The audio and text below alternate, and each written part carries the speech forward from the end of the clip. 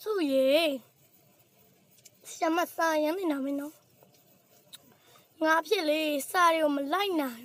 ဆရာမပွက်စီလုံနေလို့ဒါရေးနေရတာသိလားဒီလေဟဲ့ဆရာမစာရမ်းတင်တာပဲနေရနေကြည့်ဒါနဲ့နေရောအဆင်ပြေရလားစာရတာကျောင်းသားကောင်းလုံးစက်ပိတ်တဲ့စက်တွေကိုရိုက်သားပြမယ်ဒီနေ့ငါစကားတစ်ခုပြောမယ်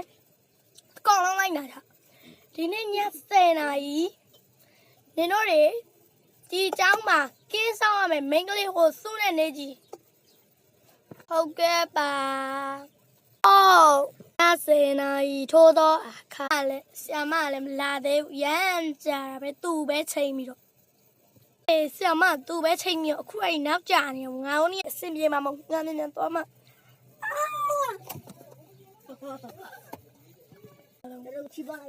နေလို့နေရောက်နေကြပြီလား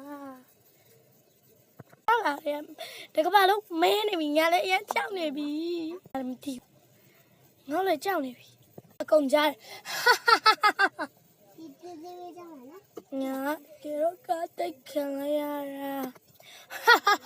အဲ့ဒါမနက်ဆရာမကြီးအဲ့မလုပ်တာလေနေလား ဒီဒီဆောင်ပါပြီကြည့်ရှုပေးကြတဲ့ပရိသတ်တွေအားလုံးကိုကျေးဇူးတင်ပါတယ်